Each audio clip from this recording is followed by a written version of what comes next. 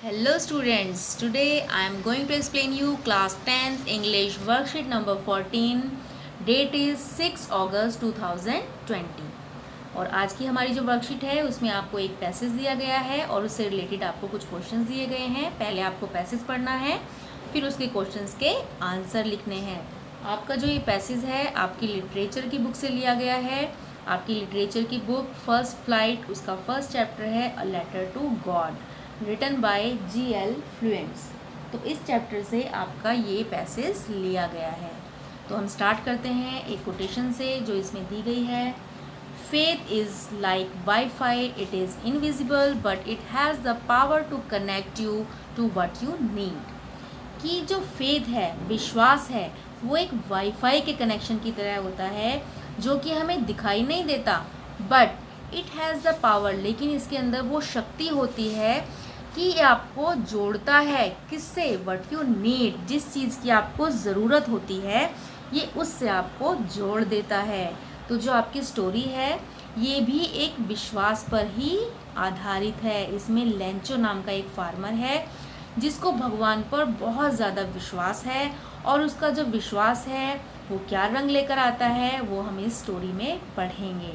तो अभी यहाँ पर तो आपको एक पैसेज दिया गया है और इसकी स्टोरी के लिए हम आपकी एक अलग से वीडियो बनाएंगे, तब इसकी स्टोरी हम उसमें डिस्कस करेंगे। तो चलते हैं अपने पैराग्राफ की तरफ। The house, the only one in the entire valley, set on the crest of a low hill. अब जो लेंचो है उसका जो घर है एक वैली में है। वैली मतलब एक पहाड़ी इलाके में है, घाटी में है, और ये एक छोटी सी जो लो हिल, छोटी सी पहाड़ी की चोटी पर बैठा हुआ है। और वहाँ से क्या दिख रहा है उसको? From this height one could see the river and the field of ripe corn dotted with the flowers that always promised a good harvest.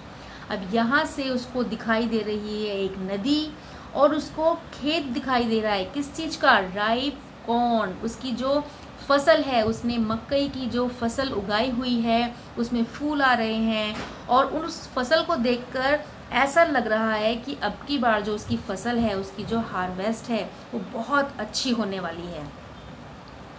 The only thing the earth needed was a downpour or at least a shower. अब उसको किस चीज़ की ज़रूरत है? उस धरती को जहाँ पर वो फसल उगी हुई है उसे सिर्फ एक डाउनपोर मतलब मूसलाधार बारिश, और शावर मतलब हल्की फुल्की बूंदाबांदी। तो उसको बारिश की ज़रूरत है, या तो थोड़ी तेज़ बारिश आ जाए या हल्की फुल्की कुछ बारिश की बूंदों की ज़रूरत है। Throughout the morning, Lencho, who knew his fields intimately, had done nothing else but see the sky toward the northeast.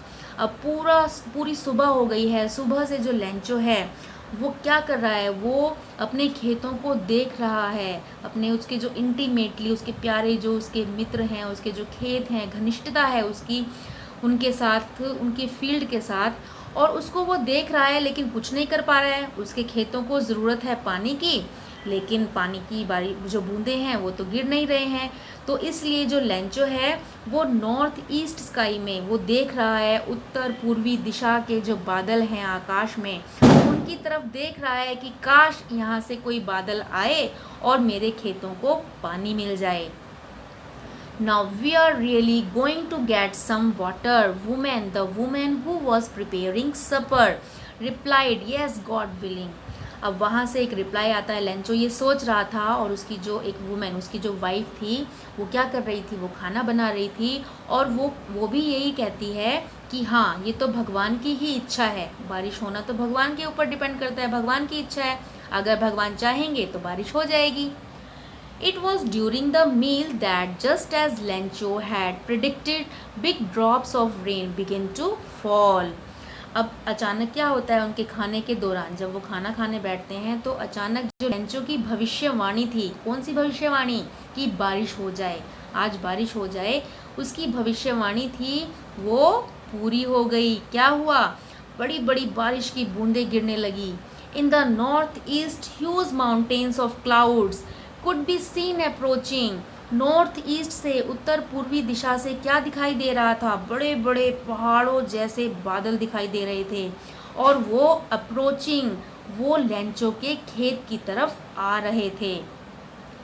The air was fresh and sweet, वहाँ की हवा जो थी वो बहुत शुद्ध ताज़ी हवा थी, बहुत अच्छी मीठी मीठी हवा चल रही थी।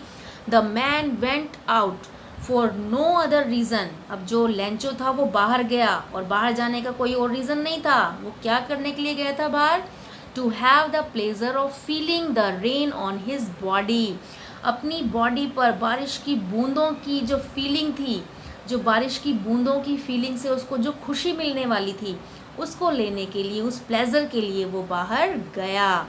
With a satisfied expression, he regarded the field of ripe corn with its flower draped in a curtain of rain.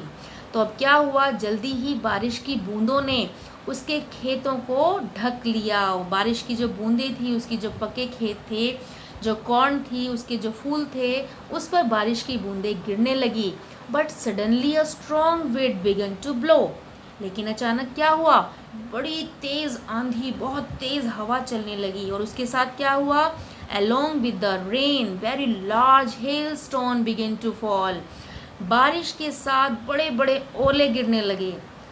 These truly did resembles new silver coins, resemble मतलब के समान, और ये जो हेल स्टॉर्म थे वो कैसे दिखाई दे रहे थे, बड़े बड़े सिल्वर कॉइन्स, जैसे बड़े बड़े चांदी के सिक्के हों, वो उनकी तरह दिखाई दे रहे थे। The boys exposing themselves to the rain ran out to collect the frozen pearls, अब जो बॉयज़ थे, जो उसके लेंचो के जो बच्चे थे, वो क्या करने लगे, एक्सपोजिंग themselves to rain, अपने आप को रेन से एक्सपोज करने के लिए, उससे रिजेंबल करने के लिए, उसके समान, मतलब वो भी एंजॉय करना चाहते थे बारिश को, और क्या करना चाहते थे, रैन आउट टू कलेक्ट, उन्होंने इकट्ठा करने की कोशिश की फ्रोज़न पर्ल्स, फ्रोज़न मतलब जमे हुए, पर्ल्स मतलब मोती, जमे हुए बर्फ़ के जो मोती थे, बर्फ़ के मोती क्या थे, हेल स्टोन, जो हेल स्टोन थे, स्टोन्स थे, जो ओलावृष्टि हो रही थी, ओले गिर रहे थे, राइटर ने उसको हेल स्टोन को किससे रिजेंबल किया है, कंपेयर किया है फ्रोज़न पर्ल से। फ्रोज़न पर्ल्स मतलब हेल स्टोन्स। तो कहता है उनको कलेक्ट करने के लिए उसके जो बच्चे थे वो खेत की तरफ भागने लगे। Not a leaf remained on the leaf, अब जो ओले गिर रहे थे उसकी वजह से पेड़ों पर एक भी पत्ता नहीं बचा। The corn was totally destroyed, उसके जो कॉर्न थे, उसके जो खेतों में जो मकई लगी हुई थी वो बिल्कुल डिस्ट्रॉय हो गई, वो बिल्कुल नष्ट हो गई, ख़त्म हो गई। The flowers were gone from the plant, और उसके जो पौधे थे, उस पर जो फूल लगे हुए थे, सब गायब हो गए, सब टूट कर नीचे गिर गए। Lencho Saul was filled with sadness, अब जो लेंचो की आत्मा थी, जो कि अभी खुशी से भरी हुई थी थोड़ी समय पहले, लेकिन ओले गिरने के बाद जब उसकी सारी फसल नष्ट हो गई तो कैसे भर गई, फिल्ड विद सैडनेस, वो उदासी से भर गई, वो दुख से भर गई।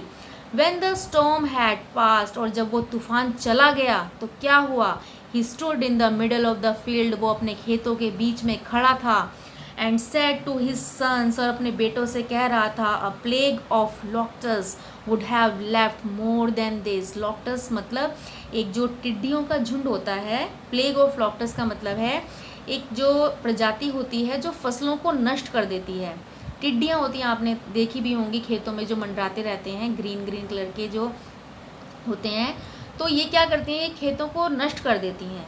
अब यहाँ पर लेंचो ने कंपेयर किया है जो हेल स्टोन्स थे, जो ओले गिर रहे थे, उन ओलों को प्लेग ऑफ लॉक्टस, लॉक्टस से जो ये टिड्डियाँ हैं उनसे कंपेयर किया है कि जो ये लॉक्टस हैं ये फिर भी कुछ छोड़ देती मेरे खेत में, अगर वो मेरे खेत में आकर मेरे खेत को नष्ट करती तो फिर भी कुछ बच जाता, लेकिन the hell has left nothing, लेकिन इन ओलों ने तो मेरे पास कुछ भी नहीं छोड़ा। दैट मीन्स लेंचो के जो पूरे खेत थे वो बर्बाद हो गए थे, नष्ट हो गए थे, उसकी फसल बिल्कुल ख़राब हो गई थी, जो कि इतनी अच्छी फसल थी, अब की बार उसको बहुत अच्छी कमाई होने वाली थी, उसकी हार्वेस्ट बहुत अच्छी होने वाली थी, लेकिन हेल स्टोन की वजह से, ओलावृष्टि होने की वजह से उसकी फसल जो थी वो ख़राब हो गई थी। ये था आपका पैसेज। अब इससे रिलेटेड हम क्वेश्चंस करते हैं। पहला क्वेश्चन है आपका, where was Lencho's house located, Lencho का जो हाउस था वो कहाँ पर था, लेंचो का हाउस कहाँ पर था, देखो आपको फर्स्ट पैसेज में मिल जाएगा, कहाँ पर था, वैली में, कहाँ थी वैली? लो हिल। तो आपको फर्स्ट लाइन में इसका आंसर मिल जाएगा। नेक्स्ट क्वेश्चन है आपका, what could be seen approaching in the north east? North east से क्या आता हुआ दिखाई दे रहा था? In the north east huge mountains of clouds could be seen approaching. तो आपका आंसर मिल गया सेकंड पैराग्राफ की सेकंड लाइन में। थर्ड है आपका question, Y did Lencho go out? Lencho जो था वो बाहर क्या करने गया था? वो क्या करने गया था? To have the pleasure of feeling the rain on his body. Next question आपका, why did Lencho say the rain drops were like new coins? जो लेंचो है उसने ऐसा क्यों कहा कि जो ये बारिश की बूंदें हैं ये बड़े बड़े कॉइन्स हैं? तो इसका आपको आंसर मिलेगा यहाँ पर। तो इसका आंसर है, Lencho's corns field were ready to be harvested. Lencho के जो खेत थे वो फसल जो उसकी थी वो कटने की तैयारी पर थी, मतलब उसकी फसल अब कटने वाली थी, बस थोड़ी सी बारिश की बूंदों की ज़रूरत थी ताकि वो जो फसल थी और भी अच्छी हो जाती। हिज फील्ड्स नीडेड शावर, उसके खेतों को बारिश की ज़रूरत थी, हल्की फुल्की बारिश की ज़रूरत थी। बिफोर हार्वेस्टिंग, फसल को काटने से पहले हल्की सी बारिश की ज़रूरत थी। He would be able to earn a good amount of money by selling the harvest. अब जो लेंचो था इस हार्वेस्ट को बेचकर वो बहुत अच्छा पैसा कमा सकता था, लेकिन क्या हुआ? जो रेन ड्रॉप से looked like new coins to him. तो अब उसके लिए जो बारिश की बूंदें थी उसको ऐसा लग रहा था कि बारिश की हल्की हल्की जो बूंदें पड़ेंगी वो न्यू कॉइन्स हैं, वो मेरे लिए पैसे लेकर आएंगी। उसकी फसल अच्छी होगी तो अच्छी बिक्री होगी, अच्छी बिक्री होगी तो उसको क्या मिलेंगे? कॉइन्स मिलेंगे। तो यहाँ पर लेंचो ने अपनी फसल को कंपेयर किया, उसने रेन ड्रॉप्स को कंपेयर किया था न्यू कॉइन्स से। आपका नेक्स्ट क्वेश्चन है, what happen to rain suddenly? अचानक जो बारिश थी उस क्या हुआ? बारिश होने के बाद क्या हुआ? Suddenly a strong wind began to blow, एक तेज हवा चलने लगी और उसके साथ क्या आ गया? हेल स्टोन्स, और साथ में क्या होने लगे? ओले गिरने लगे। नेक्स्ट है आपका, the frozen pearls refers to which thing in the paragraph? Paragraph में जो फ्रोजन पर्ल्स हैं वो किस चीज़ को रेफर करते हैं? आपको मैंने अभी बताया था, हेल स्टोन्स को। नेक्स्ट है आपका, what were Lencho's feeling when the hail stop? जब ओले बंद हो गए, ओलावृष्टि बंद हो गई तो लेंचो फीलिंग थी, वो कैसा फील कर रहा था? तो कैसा फील कर रहा था? Lencho Saul was filled with sadness. उसकी जो साउल थी, उसकी जो आत्मा थी वो उदासी से, दुख से भर गई थी। क्यों भर गई थी? आपको रीज़न देना है। क्या हुआ था? क्योंकि the hell has left nothing, क्योंकि ओलो ने उसके पास कुछ भी नहीं छोड़ा था। हिज हार्वेस्ट वॉज डिस्ट्रॉयड, उसकी जो फसल थी वो खराब हो गई थी। अब आपको 8 क्वेश्चन में क्या करना है? आपको कुछ वर्ड मीनिंग्स दिए गए हैं, उसके 2 ऑप्शंस दिए गए हैं, जैसे वेरी क्लोजली। तो आपको दोनों में से एक राइट ऑप्शन बतानी है। वेरी क्लोजली का मतलब होता है इंटीमेटली। फोरकास्ट का मतलब होता है प्रिडिक्टेड, पहले से भविष्यवाणी कर देना। फोरकास्ट मतलब भविष्यवाणी। और कंटेंटेड का मतलब होता है सेटिस्फाइड। टू टेक आफ्टर का मतलब होता है resemble. Insects which fly in the big swarms, जो बहुत ज़्यादा झुंड के रूप में, ग्रुप्स के रूप में जो इंसेक्ट्स होते हैं जो घूमते रहते हैं और फसलों को डिस्ट्रॉय करते हैं, उनको क्या कहते हैं? लॉबस्टर्स। नेक्स्ट में आपको बताना है क्वेश्चन नंबर 9 में antonyms of the words. Antonyms मतलब, अब ऊपर आपने करे सिनोनिम्स, सेम मीनिंग, इसका भी मीनिंग सेम है और इसका भी मीनिंग सेम है, दोनों का मतलब एक जैसा है, तो उसको हम कहते हैं सिनोनिम्स। अब नेक्स्ट क्वेश्चन में आपको बताना है उनके एंटोनिम्स, उनके विपरीत अर्थ। जैसे सैडनेस, उदासी का एंटोनिम हो गया प्लेजर, खुशी। और रिस्टोर्ड मतलब एकत्रित करना, और डिस्ट्रॉयड मतलब नष्ट होना, तो इसका अपोजिट हो गया डिस्ट्रॉयड। 10th क्वेश्चन में आपको क्या करना है? Refer the grammar worksheet share earlier on the punctuation marks. आपको पहले पंक्चुएशन मार्क्स सिखाए गए हैं पहले वर्कशीट्स में।